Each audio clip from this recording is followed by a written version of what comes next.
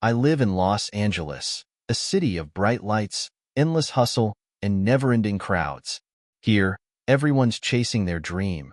But after all these years, I've come to realize that catching it isn't so easy. I'm 24, and right now, my life feels more like a test than a fairy tale. Every morning starts in a small cafe on the edge of the city, where I work as a barista. Honestly, I doubt people even notice who makes their coffee. They just come in, order their latte or cappuccino, and rush off to their offices while I press the same buttons on the coffee machine over and over. Sometimes, it feels like I'm turning into one of those machines myself, a human face with a few smiles to hand out. I hang in there, though. The job may not be glamorous, but it pays for rent and food. And if I'm honest, I kind of like watching people. They're all unique in their own way. After my shift, I don't get to relax like most of my coworkers. I need to hustle a little more. In the evenings, I freelance, editing photos for people who want their lives to look just a bit prettier on Instagram. Small gigs, removing a pimple here, brightening skin there, adding a little sparkle in their eyes. The work is boring, but I'm grateful for it. Every dollar counts right now. Every night, when the city finally sleeps, I sit down with my laptop and start online classes. I know I won't break out of this routine without an education. In LA, it's all about connections and your resume. So I'm desperately trying to build some kind of career for myself. Studying gives me this small sliver of hope that someday, I'll be more than just the girl at the coffee machine. Things got harder after my dad passed away. He died a few years ago, and now I live with my stepmother and her two daughters, Violetta and Karina. We've never been a real family. My stepmom has always been distant, and after Dad's death, she got even colder. I live under her roof only because I have no other choice.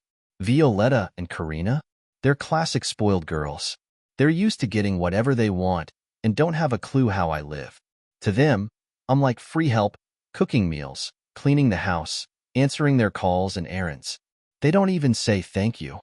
I'm just part of the background, existing purely for their convenience. Sometimes it hurts, the way they treat me, but I've learned to keep it hidden. Nobody's here to help me, and to be honest, I'm not asking anyone for anything. I'm determined to reach my dream, no matter how long it takes or how tough the road might be. One evening, on my way back home from work, I was already mentally picturing myself curling up in my little corner on the couch. I thought about making a simple dinner, opening my laptop, and finishing some freelance orders. It had been a tough day, and all I wanted was to get home and breathe. But as soon as I stepped into the apartment, I could hear Violetta and Karina's excited voices.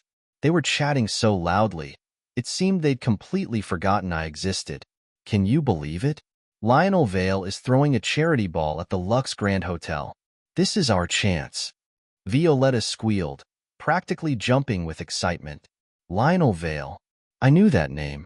He was one of those self-made men, someone who had built his empire from scratch, starting with some simple tech development that grew into a global startup. His corporation now shaped the technological landscape, and anyone even remotely connected to the tech world knew about him. But it wasn't just his wealth. Lionel had become a symbol of success, progress, something bigger than just a fortune. He embodied the dream that the impossible might actually be possible.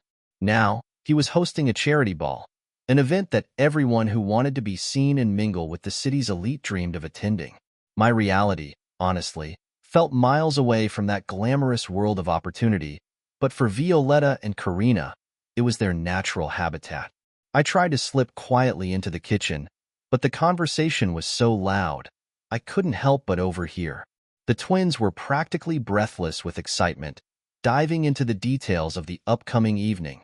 They planned to order luxurious dresses, debated fabric colors and necklines, argued over the best stylists, makeup artists, and even discussed precisely how to accidentally catch Lionel's eye to make a lasting impression. I listened with a strange mix of longing and envy. All of this was so far from my world, but at the same time, I realized just how much I wanted to escape my mundane life and step into that other, unreachable world, just for once. Finishing up my tasks, I made my way to the kitchen, trying not to interrupt their chatter. I took out ingredients and started preparing dinner for all of us, keeping my own feelings hidden.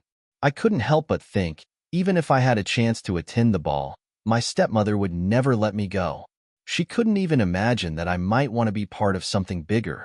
To her, I was just a kind of household help. Was there even a point in dreaming about something that would never happen?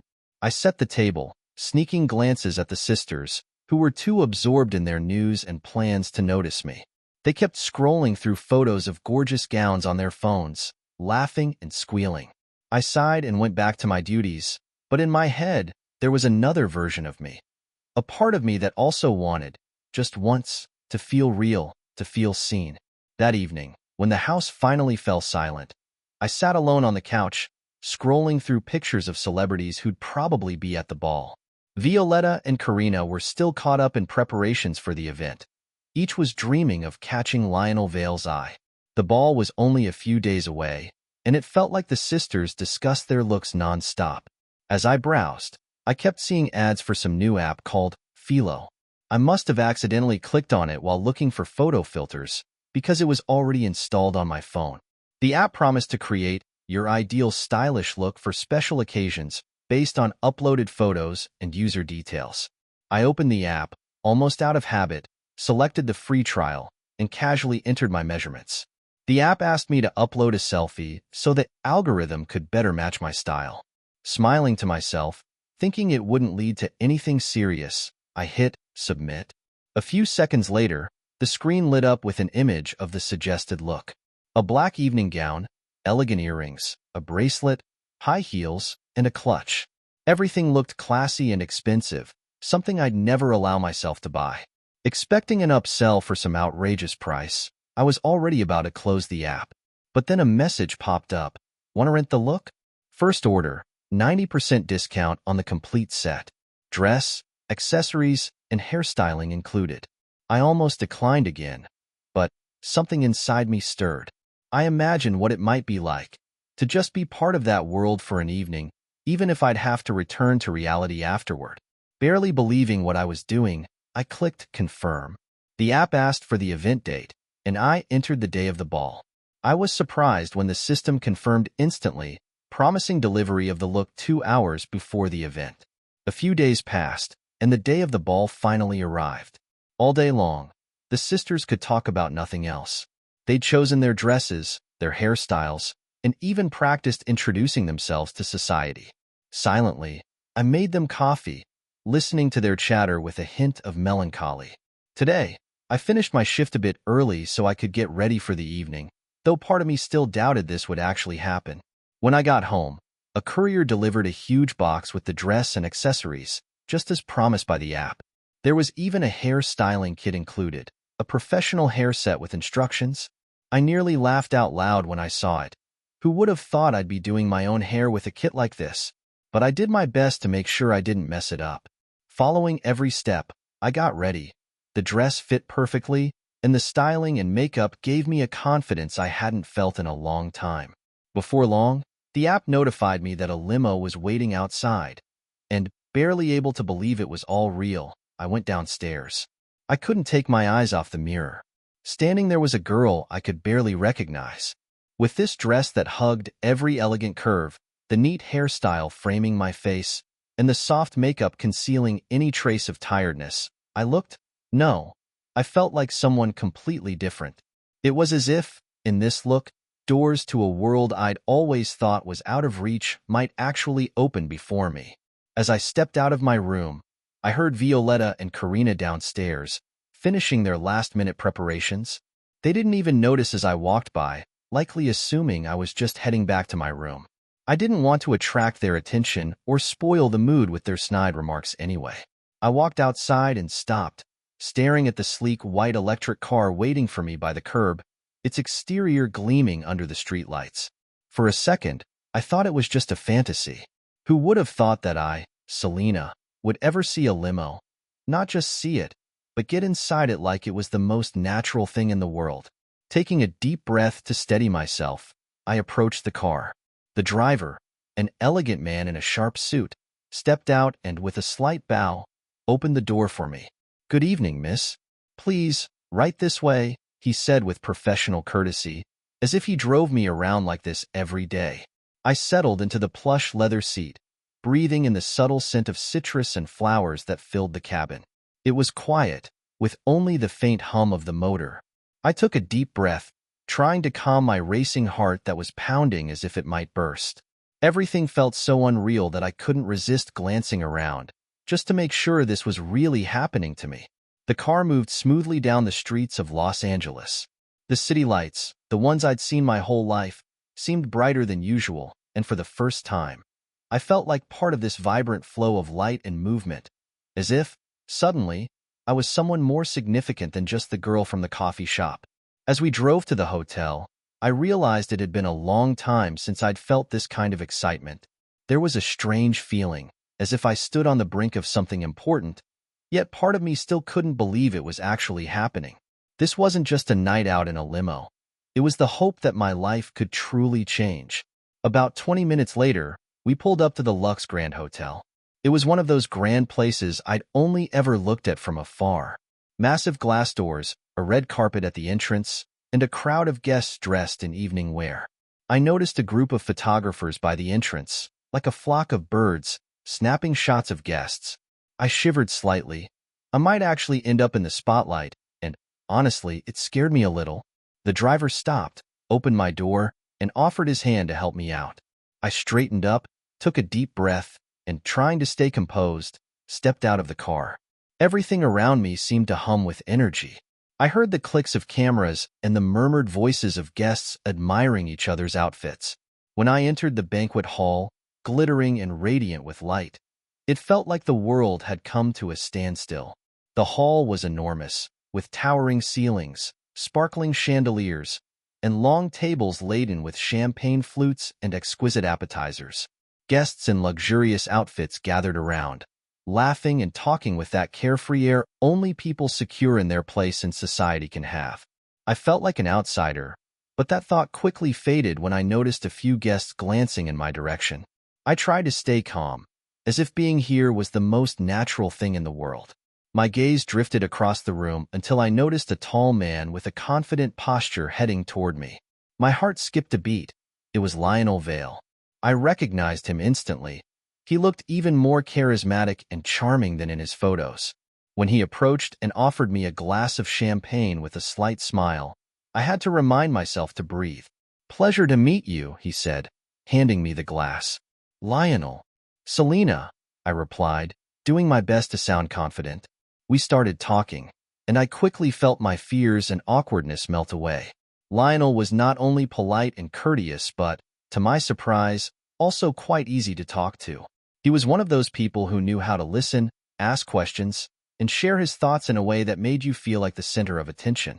He didn't talk about how successful he was or what he owned. Instead, he spoke of dreams and ambitions, his and others. I realized that behind his confident exterior was a person who valued more than just success. "I hear you're studying and working," he asked when I mentioned my studies. I shared a bit about myself, about how I juggle multiple jobs to pay for school, about how exhausting it can be, but also about how deeply I believe that one day I'll be able to make something meaningful of myself. He listened with genuine interest, which only made me feel more at ease. Next to him, I didn't feel like just a girl from the outskirts, but someone truly respected. "You know," he said, glancing at the lively guests, "many of the people here were born with opportunities that I had to create from scratch. And, honestly, they sometimes don't understand the price of success. I started from zero myself, working nights and studying, so I know what it's like. I have a feeling you'll find your path soon enough. You've got everything it takes." His words felt sincere, and they touched me deeply. I'd never met someone who looked at things so simply and honestly, despite their status and wealth. The more we talked, the more I felt like there was something special between us. He spoke about his goals, and I shared my dreams. These conversations filled me with a sense of inspiration and joy that I hadn't felt in so long. The entire evening flew by in what felt like an instant. He seemed as interested in me as I was in him. His gaze was warm and attentive, and there was a genuine sincerity in his words. For a moment, it felt like all the struggles I'd gone through weren't in vain, as if this evening was a reward for the countless hours I'd spent working and studying. Toward the end of the night, Lionel smiled and said, "You know, this ball turned out to be nothing like I'd imagined." Far more interesting than I expected. I smiled back, feeling a warmth spreading inside me. We both knew this evening was more than just a social event for us. It was something much deeper. For me, it felt like a fairy tale, one I couldn't quite believe in, but one I wasn't ready to let go of, either. We talked about everything, from dreams to the struggles on the path to success, and I was increasingly surprised by how genuinely he seemed to care about my thoughts. He was attentive yet unintrusive, and his interest gave me confidence. At one point, Lionel's gaze shifted to my hair, and I felt a hint of embarrassment. "You have an interesting hairpin," he said with a soft smile. "You don't see ones like that often. It's a stylish and rare choice, but very elegant." I smiled, slightly flustered, and adjusted my hair to hide my emotions. To me, that hairpin was more than just an accessory. It was the only thing I had left from my mother. It always reminded me of who I really was. Lionel noticed my brief hesitation but didn't press further, only giving me a subtle, approving look, as if he'd glimpsed something special in me. We continued talking, and with each passing minute, I felt that something deeper was growing between us, something far beyond just a casual conversation. Everything had been perfect until I suddenly glanced at the clock and realized it was only a few minutes to midnight. A pang of anxiety hit me. My limo rental ended exactly at midnight, and I had to make it home before the car was out of my hands. The thought of navigating my way to the outskirts of Los Angeles in a taxi late at night, dressed in an evening gown, was terrifying. I simply couldn't afford that luxury. If I stayed, it wouldn't just be a huge expense, but I'd be risking debts that I'd be paying off for months. Just as I was about to leave, someone accidentally bumped into me, and I lost my balance. In that moment, my silver hairpin, the only item I'd brought from home, fell out of my hair. I reached down instinctively to pick it up, but seeing the time, I knew I couldn't stay any longer. With a mixture of worry and regret, I left the pin on the floor and slipped out the door. I hurried outside, where the limo was waiting. The driver saw me and immediately stepped out, opening the door as if he'd been waiting just for me. I slid inside, closing the door behind me, feeling a rush of relief and exhaustion. The limo pulled smoothly away, and once again, I found myself in my own little world, watching the lights of Los Angeles flicker by. I glanced down at my hands clutching the clutch and realized, almost with a pang, that everything, the dress, the jewelry, the car, was temporary. Ahead of me was a return to my usual life, and I thought, perhaps, this evening had been nothing more than a rare moment that gave me a fleeting taste of something bigger. The next morning, I was ready to slip back into my routine, but then I opened social media and froze. There was a post from Lionel, looking for the girl who left her hairpin at last night's ball. "If you know her, let me know. A reward is guaranteed." A wave of shock washed over me. The hairpin? Could he actually be looking for me? Taking a deep breath, I turned to Lionel, trying to appear as calm as possible, and said, "I have to go. Thank you for a wonderful evening." He looked at me with a hint of surprise and, maybe, a little bit of confusion. It was clear he didn't want our conversation to end so abruptly, but he saw the determined look in my eyes and nodded with understanding. "Selena," he began, as if he wanted to say more, but I was already standing, giving him a quick, grateful smile, and making my way to the exit. The crowd of guests around us was dense, and as I moved away, I noticed how, like sharks sensing an opportunity, several women immediately converged on Lionel, barely giving him a moment to breathe. Throughout the evening, I'd caught glimpses of many women keeping a close eye on him, their looks filled with persistence and, at times, jealousy. Several times that night, someone had tried to interrupt our conversation, but Lionel had always gently turned them away. Now, as I walked away, I saw how some of the women who'd been vying for his attention all evening were practically circling him, eager to take my place. I cast one last glance back at the hall, feeling a strange mixture of relief and sadness. On one hand, I knew it was time for me to go, that my evening in this world was coming to an end. On the other, it was hard to see how, the moment I stood up, another took my place, as if it were inevitable. Pushing through the crowd, I tried to keep my composure, but a sense of disappointment gnawed at me. I wasn't even sure exactly what I felt was missing, but I couldn't shake the strange feeling that this meeting with Lionel had been something special, something more than just a casual chat at a charity ball. The next morning, I woke up with a light feeling of unreality. Last night seemed too wonderful to be true, and part of me was already convincing myself it had all been just a magical but fleeting adventure. I replayed fragments of my conversation with Lionel, his smile, and the admiring look in his eyes. I knew that meeting couldn't have meant to him what it had meant to me, but I still found myself hoping for something more. I stepped outside and went to work, trying to ground myself in reality and not dwell on the previous evening. It was a typical day at the cafe, a steady stream of customers, endless orders, and I threw myself into the routine, as if nothing unusual had happened. But closer to noon, my phone started buzzing with notifications. Friends and coworkers began sending me screenshots of a message Lionel Vale had posted on social media, looking for the girl who left her hairpin at last night's ball. If you know her, let me know. Reward guaranteed.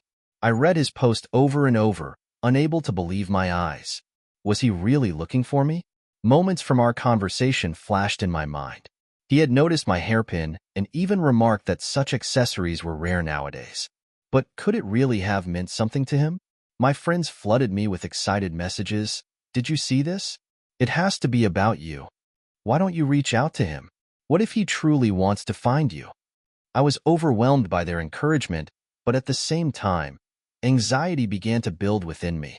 Lionel's post brought a lot of attention, and I'd always preferred to stay in the background, unnoticed. I wasn't even sure if I should contact him, or what I would say if we did meet. When I returned home that evening, I overheard Violetta and Karina excitedly discussing Lionel's post. They both knew he was searching for the girl who'd left the hairpin, and it seemed they'd already taken the chance to use the situation to their advantage. Their conversation was filled with laughter and even a touch of mockery. I told him it was my hairpin. Violetta laughed. He almost believed me, but I think I should have been more convincing. Karina laughed back. Well, I'm still going to try. Did you see his expression? He clearly wants to find this girl, and maybe he just doesn't realize it's me he's looking for. Listening to them, I felt a strange mix of emotions. On the one hand, it hurt to see how easily they played with the situation, trying to deceive him to gain his attention. On the other, doubt crept in. Maybe my sisters were right, and I was only hoping in vain. Perhaps I didn't have anything that would truly catch his interest, especially with so many women around him willing to do anything to get close. But despite all my doubts, I kept reading Lionel's message that my friends had sent me over and over. He was looking for me, maybe even for me. Eventually, I realized that if I didn't take a chance, I'd never know, and that thought wouldn't leave me alone. The next morning, before heading to work, I gathered my courage and wrote him a short message. I thanked him for the wonderful evening and mentioned that I seemed to have lost my hairpin, the one he'd noticed in my hair. To confirm it was truly mine, I attached a photo of another hairpin that was part of the same set. His reply came almost immediately. He suggested we meet. All day at work, I felt like I was floating in a dream. We arranged to meet that evening in a small cafe, and I could hardly believe it was happening. As the evening approached, my nerves only grew stronger. I'd chosen a small, understated cafe that was tucked away from the busiest streets of the city. It wasn't glamorous, but it was cozy, with dim lights and the soft hum of jazz music in the background. This place felt familiar and safe, the kind of place where I could feel comfortable, and I hoped that would calm my racing heart. I arrived a few minutes early, taking a seat by the window. I'd put on a simple dress and tied my hair back, choosing to keep things understated. Tonight wasn't about impressing him with appearances. I just wanted to be myself. As I sipped the herbal tea I'd ordered, I watched people pass by outside, trying to distract myself, but my mind kept returning to the same question. Why was he looking for me? Finally, I saw him enter. Even in the casual light of the cafe, he still had that unmistakable presence. Dressed in a smart, tailored jacket, he exuded a quiet confidence that instantly made everyone take notice. As his eyes scanned the room, they finally found me, and a smile broke across his face, warm and genuine. He approached, and I stood, barely able to contain my nervousness. "Hi, Selena," he said, his voice calm and reassuring. I could tell he was trying to put me at ease. "Hi, Lionel," I replied, surprised at how steady my voice sounded. We both sat down, and for a moment, there was a comfortable silence as he looked at me, as if trying to reconcile the girl from the glamorous evening with the one sitting before him now. "I was beginning to think I'd imagined you," he finally said, a playful glint in his eye. "You left so suddenly." I couldn't help but smile, a little embarrassed. "I didn't mean to be mysterious," I replied.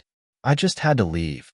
The night was ending, and I guess I didn't want to overstay my welcome in a world that wasn't mine." He tilted his head thoughtfully, studying me. "You know, that's what intrigued me," he said, leaning in slightly. "You seemed genuine, different from anyone else there." His gaze was soft, without a hint of pretension. It was as if he truly wanted to understand me, not just my story from that evening. Our conversation drifted from the events of the ball to more personal topics: my work at the coffee shop, his own beginnings, and the way he, too, had once felt like an outsider in circles of privilege and wealth. He shared with me his early struggles, nights spent working late and barely scraping by, and how he'd often questioned if he'd chosen the right path. "I guess we're not so different," he said at one point, smiling. "Both trying to find where we fit, even if the worlds around us look completely different." There was a sincerity in his words that surprised me, a vulnerability he didn't need to share. But he did. I felt my guard drop, and for the first time, I allowed myself to believe that maybe, just maybe, this was more than just a chance meeting. After a while, he leaned back and chuckled, his eyes sparkling. "I feel like I'm monopolizing the conversation," he said. "Tell me more about you. I want to know what makes you, well, you." I took a breath, feeling a warmth in my chest. He really wanted to listen, not just make small talk or fill the silence. He genuinely wanted to understand me. We spoke for hours, discussing everything from dreams and goals to the things we'd left behind, and I felt a strange, comforting connection growing between us.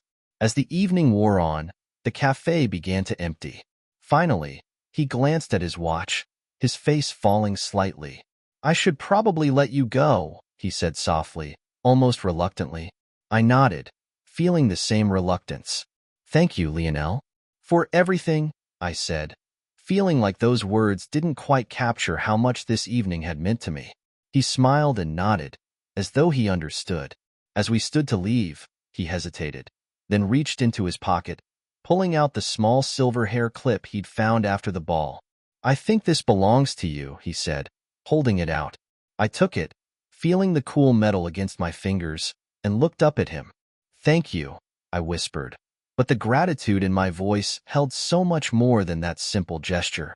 As I left the cafe and walked into the cool night air, my heart was still racing. But this time it wasn't from nerves. It was from something much closer to hope. Their next meeting was a few days later. Lionel had invited me to join him for a walk through Griffith Park, an informal, relaxed setting that felt easier than another cafe. When I arrived, he was already there, waiting by the entrance, dressed casually in jeans and a sweater. I felt my nerves settle seeing him like that, approachable, just a guy who wanted to spend time together. As we started walking along one of the trails, our conversation flowed naturally, as though we had known each other for much longer than a single evening and a brief cafe encounter. He asked me more about my life, the mundane, everyday details, what my workdays looked like, my favorite parts of the city, and the little routines that filled my world. And in turn, he shared parts of his life that surprised me. For a man who seemed to have it all, he talked openly about the pressures and loneliness that came with success. At one point, we stopped at an overlook with a clear view of the city. The skyline stretched out before us, the iconic Hollywood sign off to the left, and Los Angeles lay sprawling beneath a soft sunset glow. We leaned against the railing, taking in the scene. After a moment, Lionel turned to me, a serious look in his eyes. "Selena," he began, his voice low, "I don't usually get close to people this quickly. It's not easy to trust in my world." He hesitated, choosing his words carefully. "But with you, it's different. You're real. You remind me of a part of myself that I don't get to be very often." His confession took me off guard. I looked down, feeling a sudden rush of emotions, but he gently touched my hand, drawing my gaze back to him. "You don't have to say anything," he said, a soft smile forming on his lips. "I just wanted you to know." I nodded, returning his smile, feeling that same warmth I had felt the first time we'd talked. It was overwhelming and, at the same time, so natural. I didn't know exactly what to say, so I just held his gaze, hoping he could sense what I was feeling. As we continued walking, the sun dipped lower, and he started talking about his dreams. Not the dreams of success or wealth, but real dreams. Simple things he hadn't had time for. Traveling to places that fascinated him, taking a step back from the high-speed life he was used to, finding someone who could help him stay grounded. Maybe it sounds strange, but I think I've been running so fast for so long that I forgot why I started in the first place, he admitted, his voice barely above a whisper. We walked quietly for a while after that, comfortable in the silence. There was something healing in it, as though we both understood each other on a level that didn't need words. I realized that I wanted to be there for him, just as he was there for me, grounding me in a way no one else had. As dusk fell, he suggested we head back. But before we parted ways, he stopped me, his eyes serious but gentle. "Selena, I'd like to keep seeing you. I know my world's chaotic and far from ordinary, but I'd like you to be a part of it. Or, at the very least, let me be part of yours." I felt a smile tug at the corners of my mouth, my heart swelling. "I'd like that too," I replied, barely able to contain my excitement. We exchanged a quiet laugh, and I felt like we'd reached an unspoken understanding. That night, as I walked back home, I realized that I was no longer simply infatuated or caught up in a fleeting moment. This was something deeper, a connection that felt real, and maybe, just maybe, the beginning of something lasting.